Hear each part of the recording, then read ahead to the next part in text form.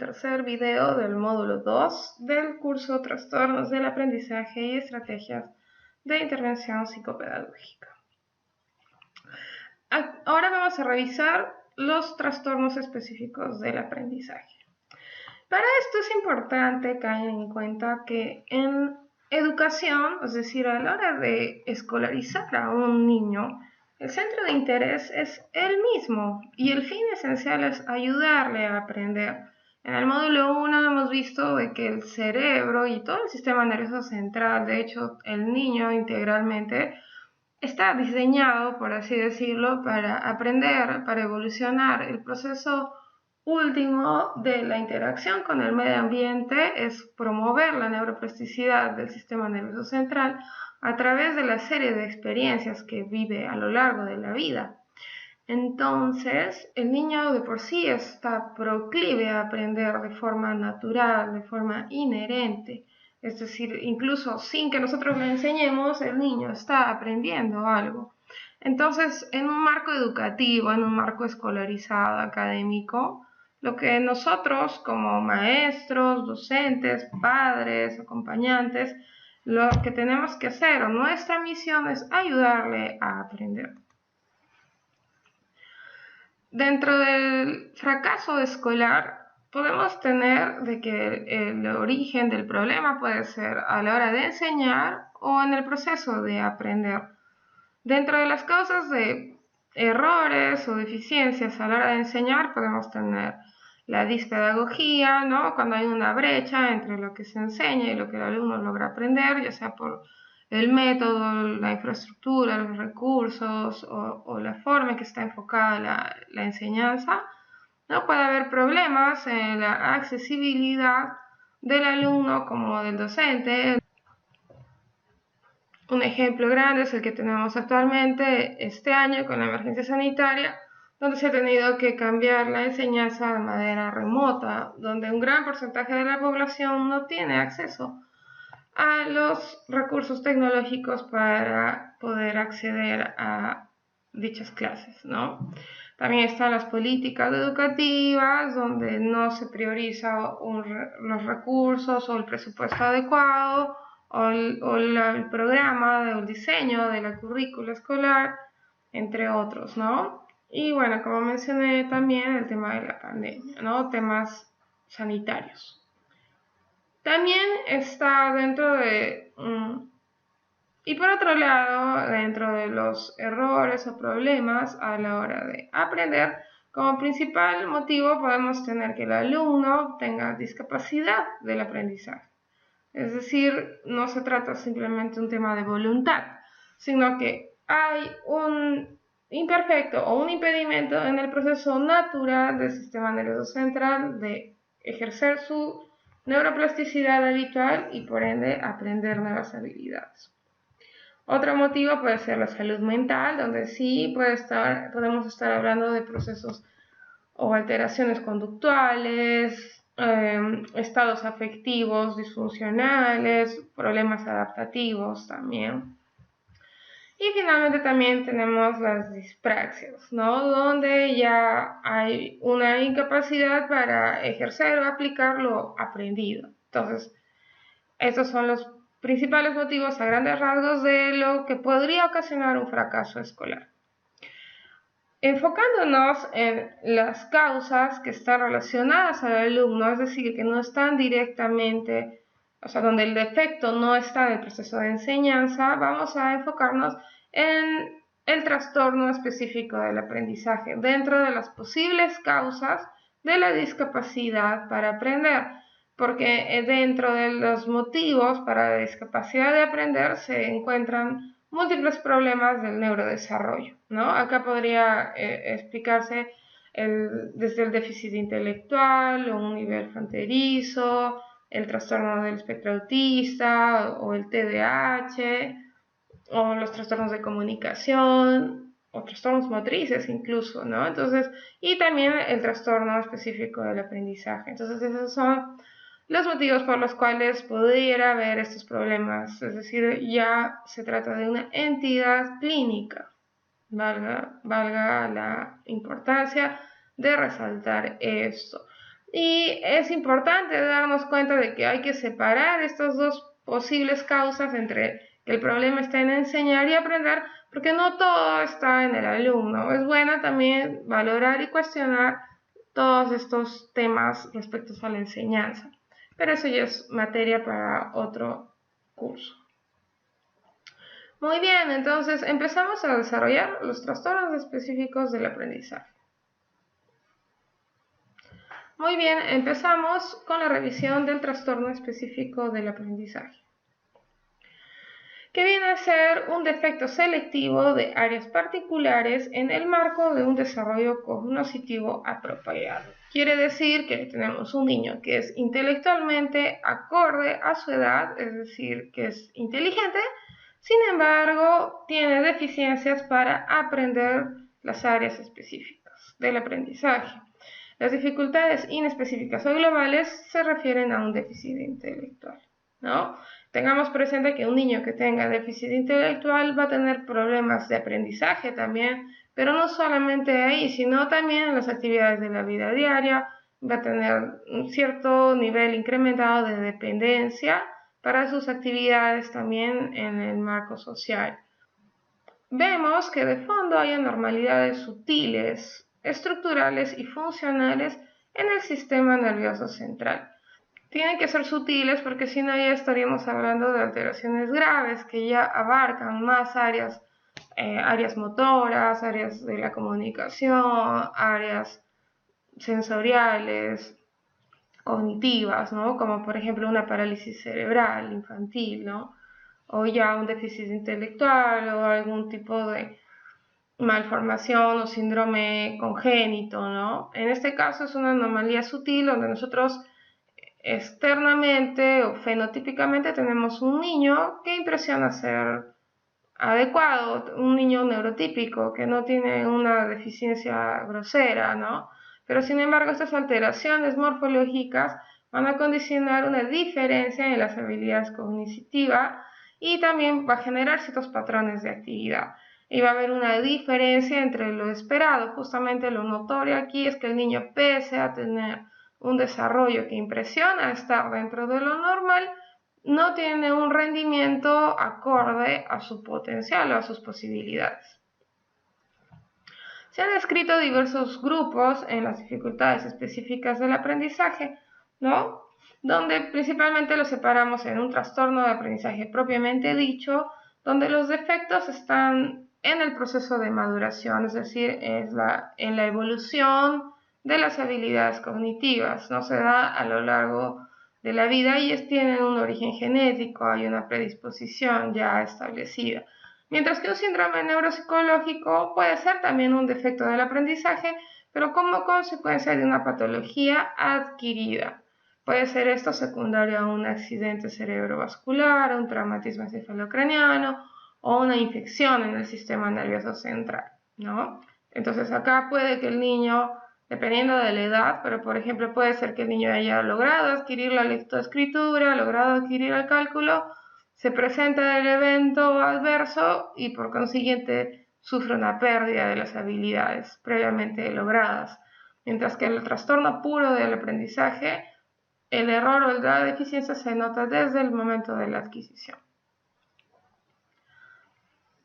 Acá, por ejemplo, podemos ver que la dislexia se da un 5 a un 10% de los niños en edad escolar y un 4 a 6% en lo que es la discalculia, ¿no? Dentro de los defectos o explicaciones biológicas se ha visto de que hay un defecto en la migración neuronal, que es una etapa importante en la neurogénesis porque esto condiciona, favorece que las neuronas vayan a las áreas especificadas donde se va a proceder posteriormente a la especialización. También se ha visto una asimetría con disminución de los planos temporal izquierdo y parietal derecho. El lóbulo temporal viene asociado al lenguaje, ¿no? Tanto visual como auditivo, mientras que el lóbulo parietal está relacionado con el homúnculo motor, la organización temporoespacial y también la memoria. Se han visto también patrones anormales de activación cerebral en estos niños y menor activación talámica y de la rodilla del cuerpo calloso. Recordemos que el tálamo es la estación central de los procesos perceptivos antes de dirigirse al área primaria correspondiente, y por otro lado que el cuerpo calloso mantiene la comunicación interhemisférica, facilitando el flujo de información y también la coordinación a la hora de procesar o ejecutar respuestas. En los estudios de neuroimagen funcional se ha visto que no hay activación temporoparietal durante el reconocimiento fonológico y también hay una anormal activación cortical en el hemisferio izquierdo durante las tareas de memoria verbal, percepción auditiva y deletreo de palabras. Entonces, ¿cuáles son las dimensiones en el trastorno de aprendizaje, ¿no? Tenemos la lectura, escritura y cálculo. En el presente video vamos a repasar sobre los trastornos a nivel de la lectura. Entonces, conocida como dislexia, puede ser esta adquirida o evolutiva. En la adquirida son aquellos casos donde el niño logró adquirirla en un inicio a nivel lector, pero luego pierde estas habilidades en diferentes grados como consecuencia de una lesión cerebral, ¿no? Es decir, hay una causa neuropsicológica. Mientras tanto que la dislexia evolutiva es un trastorno de base neurológica, ya sea estructural o funcional, que se presenta en el proceso normal de aprendizaje de sujetos aparentemente indemnes. La clasificación de la dislexia evolutiva abarca que puede ser fonológica o auditiva temporal, superficial o visoespacial y mixta. En el caso de la dislexia evolutiva, los niños son capaces de leer palabras familiares porque recurren a la ruta directa, es decir, al léxico visual. Y en el caso también son incapaces de leer palabras poco familiares y las pseudopalabras. Asimismo, se aprecian errores morfológicos o derivativos donde se mantiene la raíz pero se cambia el sufijo.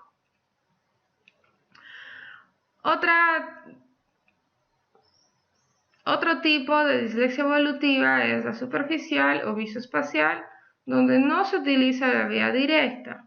El reconocimiento de palabras es a través de la asignación del valor fonemático a los grafemas, una lectura lenta, titubeante, carente de fluidez, y cuando logra decir una palabra es porque accede al significado, ¿no? Recurre al léxico visual y ortográfico. Y hay confusión de palabras homófonas, y también son muy frecuentes los errores de omisión, adición o sustitución de letras, ¿no? Como mnemotecnia se puede tener que el tipo de dislexia lleva el nombre de la vía que está afectada y va a compensar utilizando la vía alterna. Y una dislexia mixta es aquella en la cual ambas vías están afectadas. En este caso hay una extrema dificultad para adquirir la lectura, incluso de manera mecánica. Aparte de lo que es la codificación lectora o la exactitud lectora, tenemos lo que es la comprensión, donde puede haber también un déficit estratégico, ¿no? Es decir, que la dificultad está en la capacidad de evaluar el grado de comprensión obtenido e introducir estrategias correctivas. Hay una falta de habilidad específica para usar el conocimiento previo para procesar contenidos en los textos. Y además se observa dificultad para procesar los textos como un conjunto organizado, ¿no? Entonces no se logra interrelacionar la información. Entonces es bueno también tener presente que puede haber niños que logran la codificación de manera retardada o a destiempo en un segundo o tercer año de primaria, ¿no? Se logra conseguir esa primera etapa, pero ya el déficit se nota en la parte de la comprensión.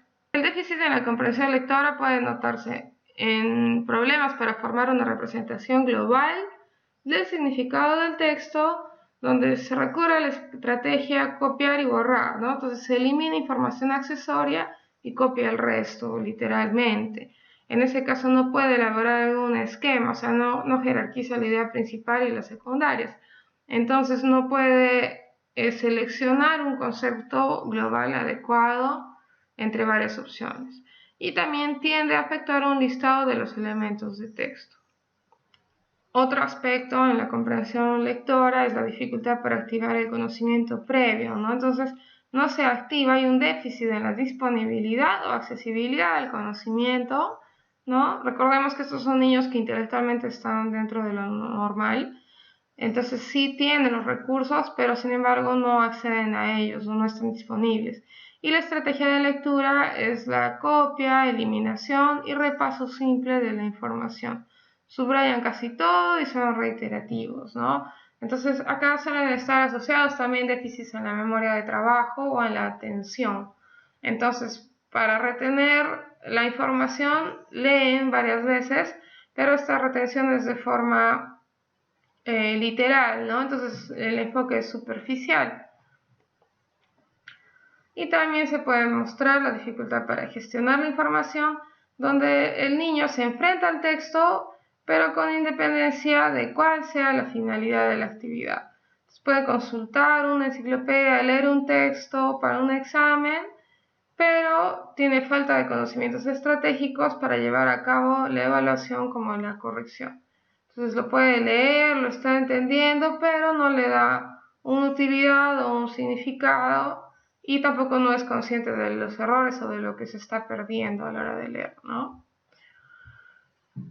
Y muy bien, esos son los trastornos y muy bien, esos son los errores que se pueden presentar en la adquisición de la lectura. A continuación hablaremos sobre los errores en la adquisición de la escritura. Acá podemos resaltar la diferencia entre disgrafia y disortografía, donde la segunda hace más hincapié en la sintaxis y en la morfología de la palabra escrita, ¿no? Y la ortografía en sí, sino que la disgrafía hace más hincapié en la parte motriz. Entonces puede ser adquirida, como vimos, secundaria a un traumatismo, un accidente o un daño estructural, habiendo la persona logrado aprender previamente la escritura. Mientras que en la evolutiva el problema es en la adquisición y se compromete el aprendizaje como la automatización para la representación ortográfica adecuada. Y también puede ser a nivel motriz evolutiva, donde no hay dominio en el trazado de las letras, ¿no? Las habilidades motrices para realizar los trazados están deficientes. Entonces, adquiridas pueden ser centrales y periféricas, ¿no? Porque también recordemos que puede afectar la parte motriz siempre. En las disortografías evolutivas puede ser fonológica, superficial o mixta, y las grafomotrices evolutivas pueden ser dificultades gráficas y dificultades motrices. En las gráficas la mayor dificultad es en la representación temporoespacial de las palabras, ¿no? En la organización, y en el tema motriz es básicamente en los trazos. Dentro de la disortografía evolutiva fonológica se trata de una dificultad para transformar la palabra hablada en palabra escrita. Y el problema está al escribir palabras que no se encuentran en el propio léxico ortográfico, ¿no? Y la escritura suele ser ininteligible, ¿no? Generalmente contaminan, omiten, sustraen partes de las palabras. Entonces, en ese caso, no hay una buena transformación de la palabra hablada hacia la escrita. Mientras que en la disortografía evolutiva hay una inhabilidad para escribir palabras por la vía léxica u ortográfica. En esos casos hay ausencia de representaciones ortográficas adecuadas en la memoria a largo plazo. Y así por eso son textos que fonéticamente están correctos, pero ortográficamente son inapropiados. Acá vienen al caso las personas que escriben como escuchan, ¿no? Entonces, si uno lo lee, suena bien, pero cuando lo vas a mirar, la ortografía no es correcta ni adecuada. Y la disortografía mixta, que también es denominada profunda, si llega a ser grave puede haber imposibilidad para escribir, pero de por sí es muy difícil la adquisición de la escritura en estos casos. Y dentro de las disgrafias grafomotrices evolutivas, tenemos dificultad en el trazado de las letras, puede depender de 3 variables. El tipo de letra, que hayan distintos trazos a la hora de hacer la letra, y también el formato de la escritura manuscrita, ¿no? Para evitarlo se hace un formato de escritura establecido y una secuencia concreta del aprendizaje. En la escolar los niños justo empiezan haciendo su preescritura con letras en mayúscula porque son trazos más amplios, más rectos, ¿no? Es bueno establecer eso desde un inicio. También es bueno tener en cuenta los errores de pinza o la aprehensión, ¿no? Que tiene que ser una aprehensión voluntaria con una direccionalidad y sentido de giro adecuados. Están presentes también como dificultad en la escritura los errores para la composición de texto. Generalmente las dificultades que se observan es composición de texto asociativo con otros libros, otros autores, otras obras, escasa planificación de ideas, ¿no? Es muy raro el escritor o el alumno que distribuya horas o tiempo para escribir ciertas habilidades o ciertos temas para poder explayarse o compartirlos, ¿no? También se presta atención a sus aspectos superficiales, se tiene más en cuenta la palabra individual que la oración o el párrafo entero, no se escribe muy poco, y también hay ausencia casi completa de modificaciones del texto. Y esto relacionado con la falta de conciencia de los propios errores, ¿no? Como no hay mayor valoración, uno es muy consciente, tampoco uno sabe por dónde empezar. Si escribimos como hablamos, se puede obtener un texto, pero desorganizado, incoherente, con léxico pobre o una simplicidad estructural. Muy bien, gracias por asistir. Nos vemos en el siguiente video.